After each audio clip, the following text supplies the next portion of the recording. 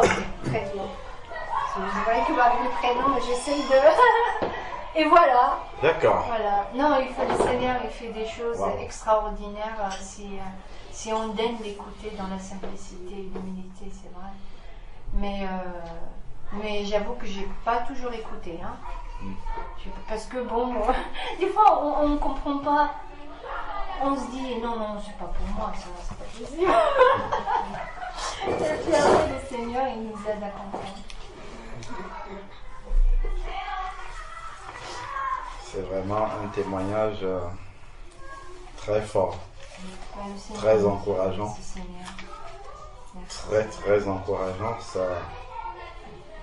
Ça encourage vraiment à réaliser que lorsqu'on fait confiance au Seigneur, le Seigneur est capable de renverser et de retourner des situations qu'on pense complètement impossibles pour les hommes. C'est vraiment fort hein, de voir comment Dieu peut déposer l'amour dans ton cœur pour cette femme-là qui est avec ton mari. Et au travers de cet amour-là, la main de Dieu pouvait agir dans sa vie au travers de tes prières. C'est vraiment puissant. Et c'est même pas des prières et des jeûnes à longue durée. Hein. J'ai juste dit, Seigneur, voilà, fais ton œuvre. Et puis j'ai prié de temps en temps quand je pensais. Hein. Je ne suis pas tout le temps en train de prier de jour en nuit. Hein. Quand je pensais, ben, je priais. C'est tout. Voilà. Et en fait, en 2014, vous étiez à Aix-en-Provence. Oui, c'était en 2014. Oui, c'est ça, oui. C'était octobre, comme ça, hein, octobre, novembre 2014, oui, c'était ça. Et ben c'était là où j'étais dans cette maison. Et elle en a vu des frères et sœurs, cette maison. Il y a eu des grands assemblements, on allait dans la campagne derrière. D'accord. On chantait avec la guitare et tout. D'accord. Et bon, après, quand Julien il est parti, je ne pouvais pas rester toute seule. Oui. Après, un coup on est dans la largesse, un coup on est dans un petit studio. Je dis Seigneur, je m'en fiche. Comme l'apôtre Paul dit, voilà, qu'il vit dans la disette et dans l'abondance, c'est pareil. Il arrive à s'adapter. C'est qui notre richesse? C'est Dieu. Amen. C'est sa présence. Dès qu'on l'a avec nous, on a tout. Amen. À un moment donné, on va prier pour Julien, le fils de Karine, qui est converti à Jésus-Christ. Et comme Karine a dit, attends un peu ça. Et donc, comme Karine a dit, donc Julien était avant sa conversion addict aux jeux vidéo. Et il a replongé dedans. Donc, les points de prière, c'est vraiment que le Seigneur puisse l'amener à être constant dans sa foi, parce que tantôt il est bouillant, tantôt il est froid, et lui il ne veut pas être au milieu. Lui-même il a dit qu'il ne veut pas être au milieu, ou bien bouillant, ou bien voilà. Donc vraiment qu'on puisse prier pour que le Seigneur aide et touche Julien pour qu'il soit constant dans sa foi, qu'il ait la persévérance. Surtout qu'il accepte à sortir. Parce que ça fait des mois qu'il n'est pas sorti de là-bas, de chez son papa. D'accord. Et son papa n'est pas converti, c'est ça? Non, il n'est pas converti. Son papa, là, il est parti chez ma belle-mère, c'est-à-dire chez sa maman. Oui. Et Julien, il va rester quelques mois tout seul. Je prie que le Seigneur le visite. D'accord. Pendant qu'il est seul. Parce que le papa... Le papa, comment il s'appelle? Laurent. Ah oui, c'est ça, tu l'as dit dans le témoignage. Laurent qui est sur le chemin aussi. Hein. Pour l'instant, il a tout lâché. Mais il a déjà eu un premier contact avec le Seigneur, déjà par vos témoignages et aussi par une visitation personnelle du Seigneur. Il a replongé, j'ai vu que... Il a replongé dans l'alcool. Ouais. Mais bon, ça va, il n'est pas méchant, c'est ça qui est... D'accord.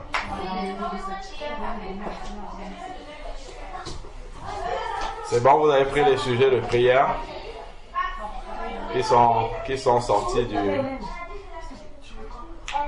Après, il y a d'autres sujets de prière aussi. Hein, tout comme il y a deux que moi j'ai identifiés là pour Julien, pour Laurent, son mari. Et si vous avez identifié d'autres sujets de prière qui émergent du témoignage de Karine, on va les prendre et prier aussi. Vendredi, le Seigneur nous a appris quelque chose par la bouche de notre frère Jean-Paul. Je vais rappeler pour ceux qui n'étaient pas là. Je crois que la plupart de nous étaient là, peut-être Antoine Nicanor n'était pas là. Et il y a un verset que le frère Jean-Paul nous a lu auquel je n'avais pas encore prêté attention de cette manière-là dans la parole. Donc justement par rapport au rassemblement des saints. Et quand on regarde, j'avais regardé même dans ma version aussi, c'était écrit encore de manière vraiment explicite. Donc, par rapport à la réunion des saints, c'est dans 1 Timothée chapitre 2. 1 Timothée chapitre 2.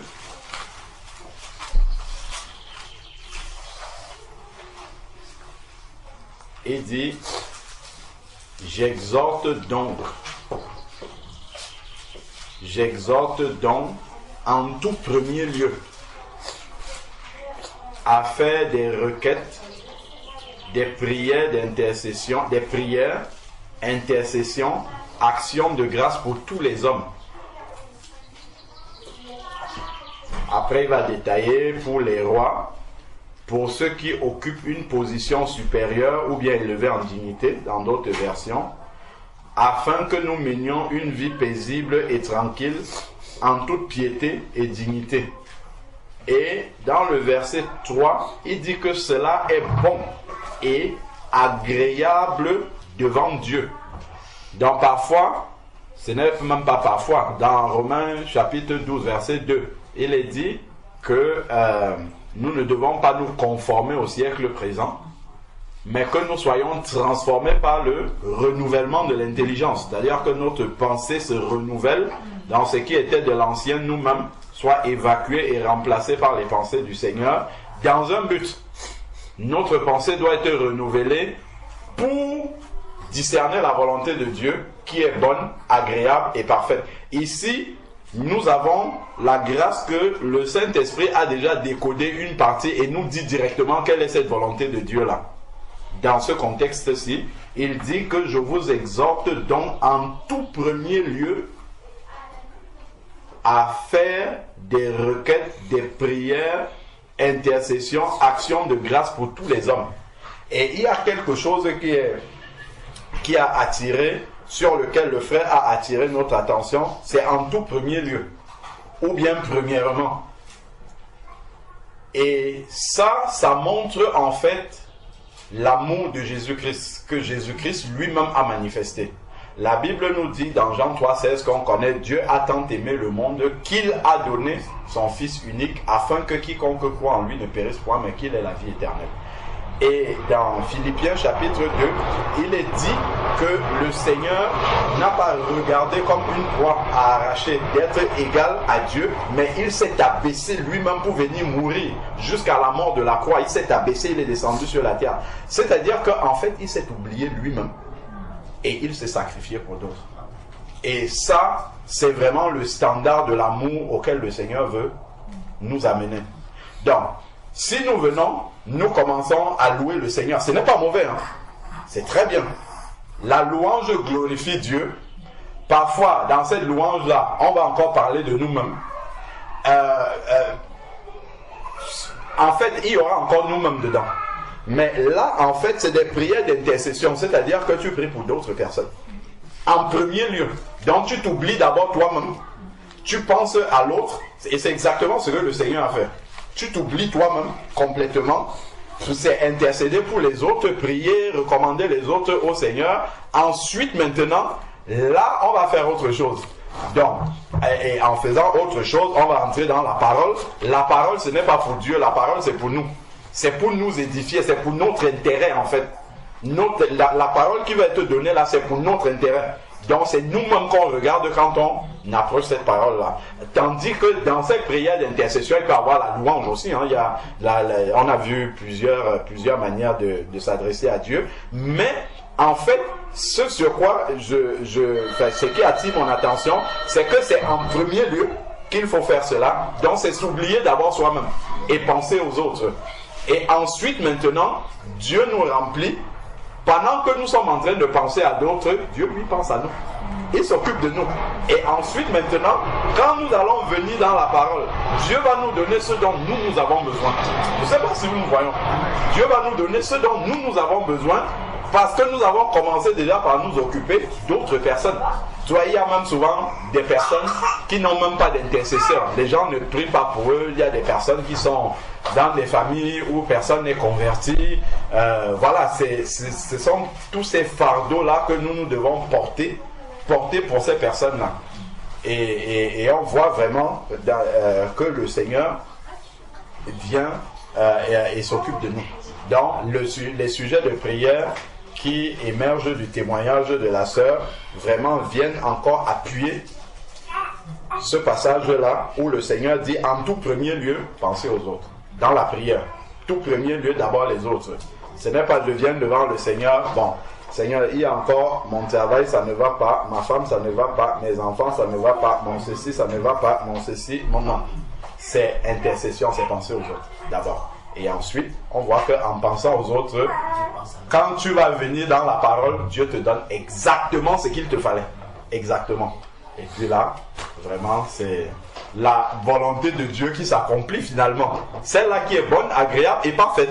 Donc tu auras ta part, les autres vont recevoir leur part, mais les choses sont faites dans le bon ordre. En fait, c'est justement à ce niveau-là. C'est dans le bon ordre que les choses doivent se faire. C'est parce que souvent, on le fait, mais vraiment de manière un peu... je ne sais pas si je peux dire désordonné, mais je vais dire plutôt intéressé. Voilà, c'est plutôt ça. C'est-à-dire que quand tu arrives, tu as des choses que tu attends. Ça boue en toi. D'ailleurs, le frère avait abordé ça vendredi. Par exemple, on vient dans une réunion, tu as une question. Donc pour toi, ça t'a taraudé l'esprit, ou c'est peut-être quelque chose que tu vis, tu as besoin d'une réponse par rapport à ça. Donc la communion fraternelle, tu t'étais dit, bon, allez, à la prochaine communion fraternelle, il faut absolument que je ressorte avec cette réponse-là. Pape, tu arrives, on commence la louange, l'intercession, on prie pour d'autres personnes, mais toi tu es centré sur ton besoin parce qu'il faut une réponse à ça. Et donc le Seigneur, lui, il nous exhorte à sortir de là d'abord. Parce que ce dont tu as besoin pour la réponse là, Dieu le sait même déjà. D'ailleurs, c'est écrit dans Matthieu chapitre 6, qu'avant d'ouvrir la bouche, le Seigneur sait déjà ce dont tu as besoin. Donc, il veut simplement que tu viennes de lui dire, puisque ailleurs, il dit aussi, faites connaître tous vos besoins. Donc, il veut juste que tu l'exprimes. Donc, le Seigneur le sait déjà. Mais, bien que le sachant, ton attitude est importante pour Dieu. L'attitude avec laquelle tu t'approches de Dieu, elle est très, très importante. Et si on s'approche de la mauvaise manière, Dieu peut même retarder les choses. Il peut retarder les choses pour nous enseigner ça, parce que c'est important, c'est indispensable. En fait, le Seigneur même est passé par là. Il s'est d'abord oublié lui-même. D'ailleurs, quand je dis même d'abord, c'est qu'il s'est toujours oublié lui-même. Il n'a jamais rien fait pour son propre intérêt. Tout ce que Jésus a fait, du début du berceau jusqu'à la croix, il n'y avait rien qui était pour lui là-dedans. Rien du tout. Il est venu pour l'homme, il a travaillé pour l'homme, il a fini, il est mort pour l'homme, il est ressuscité encore pour l'homme, et puis il est monté au ciel encore pour l'homme, il a envoyé le Saint-Esprit encore pour l'homme. Tout ça, en fait, il n'avait aucun intérêt là-dedans. Parce que même si aucun homme n'entre au ciel, Dieu est toujours glorifié. C'est écrit dans Apocalypse qu'il y a les 24 vieillards qui sont là. Il y a les 4 êtres vivants. La Bible nous parle des myriades et des myriades. C'est une seule myriade, c'est des milliards. Hein. Regardons tous les êtres célestes qui sont déjà là, qui adorent le Seigneur dans la perfection. Regardons un peu comment notre adoration est tellement imparfaite. On vient avec les cœurs parfois la duplicité, les cœurs parfois lourds, les cœurs parfois tristes, les cœurs parfois intéressés, les cœurs... Regardons cette louange-là. Mais dans le ciel, en fait, eux, ils sont débarrassés de tout ça. C'est une louange qui est parfaite.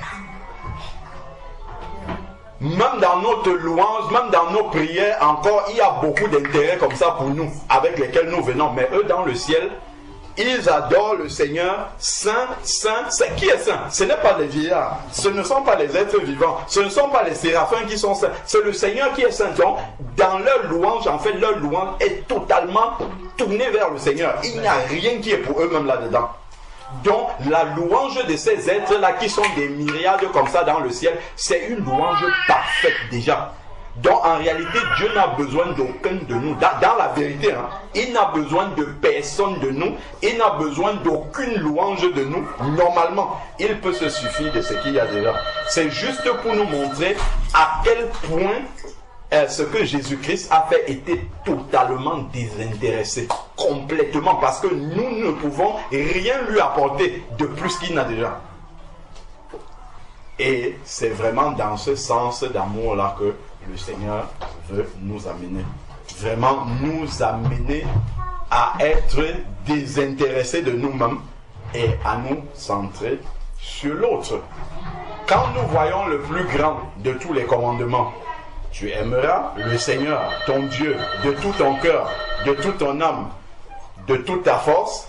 Et le deuxième qui lui est semblable, tu aimeras, pas toi-même, ton prochain. Donc c'est encore tourné vers l'autre. Mais tu aimeras ton prochain, il dit comme, parce que tu sais t'aimer toi-même. Et donc il te dit, regarde l'amour que tu as pour toi-même, donne ça à ton prochain également. Donc la manière dont tu vas te, comment dire, l'enthousiasme ou bien l'attachement, comment on peut dire, l'acharnement que tu vas avoir dans la prière pour tes propres sujets, c'est le même que tu dois avoir pour les autres. Tu ne vas pas faire 5 minutes de prière pour les autres ou bien prier pour les autres sans la foi, mais quand c'est pour toi, tu te mets à genoux, tu te dis il faut même rajouter le jeûne à ça, il faut même, parce qu'il faut que ça se développe. Donc le Seigneur dit tu aimeras ton prochain comme toi-même parce que tu as un modèle d'amour. Bon, quand Jésus dit par exemple, même comme il a donné le modèle, comment dire, aimez-vous les uns les autres comme je vous ai aimé. Jésus a donné le modèle. On peut encore dire, bon, je dis, ce n'est pas normal déjà, hein, ce que je vais dire. Quelqu'un peut encore s'excuser et dire, je n'étais pas à l'époque de Jésus. Ou bien, je ne comprends pas bien les évangiles pour voir comment Jésus aimait. Je ne discerne pas tous les paramètres de l'amour de Jésus-Christ. Donc, je n'ai pas de modèle. Je n'ai pas de modèle d'amour. Quelqu'un peut dire ça. Mais le Seigneur, lui, il est très grand. Et il sait tout ça. C'est-à-dire que quelqu'un peut dire non, voilà, c'était quand même Jésus-Christ, il est Dieu, il aime d'une certaine manière. Donc, comme on n'a pas compris de s'aimer comme Jésus-Christ nous a aimés, alors qu'il y a le modèle, le Seigneur nous donne un deuxième modèle qu'on a tous forcément. C'est que la manière dont tu t'aimes, c'est un modèle. Et là, il n'y a pas quelqu'un, c'est pas quelqu'un qui vient t'expliquer comment tu t'aimes. Et tu n'as pas besoin de quelqu'un pour venir t'expliquer ça. Donc le Seigneur dit, regarde simplement comme tu t'aimes et aime ton prochain comme ça. Donc si tu as l'habitude de te passer la pommade quand tu vois que tu as fait quelque chose qui n'est pas bien, passe la pommade aussi à l'autre. Si tu as l'habitude d'être dur avec toi-même, quand il y a quelque chose, dur aussi avec l'autre. Donc en fait tu as un modèle d'amour que tu peux imiter, que tout le monde a. C'est juste de regarder comment tu t'aimes toi-même et puis tu projettes le même amour sur ton prochain. Donc voilà vraiment un peu le rappel que je voulais faire par rapport à vendredi, avant qu'on ne... Enfin, pour qu'on prenne le sujet de prière, les sujets de prière qui ont émergé du témoignage de la sœur Karine, de la bonne façon, que le cœur soit bien disposé pour pouvoir prier. Donc il y a plusieurs bien-aimés qui nous ont retrouvés. Je vais résumer rapidement. En fait, ça a commencé de manière non structurée. Voilà. On n'a pas dit, voilà, la réunion a commencé. Parce qu'en fait, dès qu'on se réunit, Dieu a déjà commencé la réunion. Donc, ce n'est pas à un moment on va dire, bon, on va s'arrêter pour prier. C'est là où Dieu va venir et la réunion va commencer. Donc, ça a commencé vraiment comme ça. On parlait entre nous. Et puis, la sœur a commencé à nous, on lui posait des questions. Elle a commencé à nous parler. Et puis tiens, au milieu de son récit, on a été abasourdi par ce qui était en train de sortir. En tout cas moi, après les autres, je ne sais pas, mais moi j'ai été vraiment bousculé en fait par ce que la sœur était en train de dire. Donc je vais raccourcir, résumer le témoignage pour ceux qui sont arrivés. Donc la sœur en fait nous disait qu'elle n'est plus avec son mari depuis 2009, hein, je crois. Oh, depuis 2004. Bon, depuis 2004, voilà. Donc, son mari est séparé d'elle et elle a reçu la conviction dans son cœur que c'est vraiment son mari. Après ma nouvelle naissance. Après, bien sûr, bien sûr. Un païen ne peut pas accepter une telle chose dans sa vie. Donc, après sa nouvelle naissance, elle a compris que c'est vraiment son mari. Mais elle a compris aussi une chose, c'est que Christ lui a conservé sa liberté et il n'est pas question qu'elle aille priver quelqu'un d'autre de sa liberté. C'est-à-dire qu'elle n'est pas venue s'imposer à son mari et dire, de toute manière, tu es mon mari, je vais rester dans la maison avec toi. Elle ne s'est pas imposée. Donc elle est restée, elle a prié et son mari s'est mis avec une autre femme. Et elle a prié le Seigneur pour que Dieu lui donne de l'amour dans son cœur pour cette femme-là. Et en priant, le Seigneur a touché cette femme-là. Cette femme-là, qui est avec son mari, s'est convertie au Seigneur. La fille qu'elle a s'est convertie aussi au Seigneur. Et un jour, cette femme-là s'est levée, elle a dit à son mari que nous sommes dans la fornication, je ne veux plus de ça. Sans qu'elle ne se soit levée pour aller voir cette femme-là, la menacer ou bien lui dire quoi que ce soit. Elle-même, elle a fait cela. Et le Seigneur même a visité déjà son mari, mais son mari n'a pas compris vraiment dans quel sens ça allait. Et puis elle a un fils avec son mari s'appelle Laurent. Elle a un fils avec son mari qui s'appelle Julien, qui s'est converti aussi, mais ce fils-là était addict avant sa conversion aux jeux vidéo. Et dans sa marche aussi, bon, il a eu des hauts et des bas, et il est retombé dans l'addiction aux jeux vidéo, c'est un des sujets de prière, et il n'est pas constant dans le Seigneur. Donc, lui, il dit, soit il est bouillant, soit il est totalement froid. Donc, en ce moment, il est plutôt froid, hein, c'est ça la sœur. Voilà, il est plutôt froid. Dans le sujet de prière, c'était de prier pour ce jeune-là, pour que vraiment qu'il soit avec le Seigneur, constant, que sa marche ne soit pas en dents de scie, et que s'il lui manque quelque chose dans sa marche, que ce soit la communion fraternelle, que vraiment le Seigneur puisse lui donner ce qui lui manque pour être constant dans sa marche. Et après, dans ce témoignage-là, si vous voyez encore d'autres sujets de prière, vraiment élevons la voix au Seigneur pour pouvoir que l'œuvre du Seigneur dans ce témoignage-là soit complète. Laurent n'est pas encore converti au Seigneur, le papa du jeune homme. Le jeune homme lui-même est un peu inconstant dans sa marche.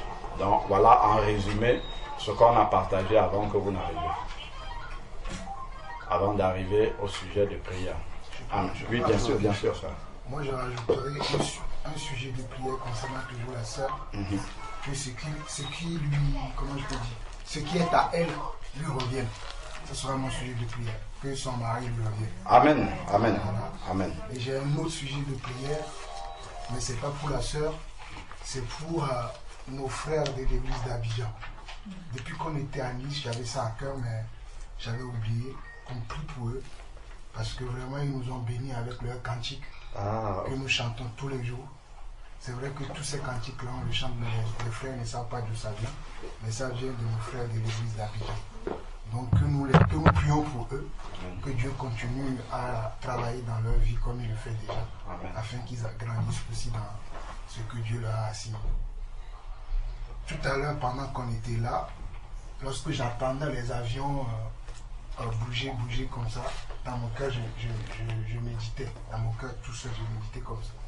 Après, j'entends une voix et le Seigneur me dit, de la même manière que tu entends les avions voler, c'est ainsi que je donne des ordres à mes anges à vos sujets. Dis-le à mon église. Amen. Amen. Amen. Amen.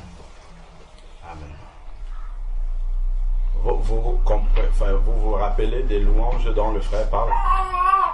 Mon Dieu, tes bienfaits sont infinis. Il parle de l'église, de qui on a reçu ces louanges. C'est d'eux qu'il faut prier. Voilà. Moi, je vais lever la voix pour prier pour le mari de la sœur. Laurent. Merci. Parce que ce témoignage, c'est quelque chose qui m'est venu en fait encore au cœur. Je vais lever la voix, prier. Amen.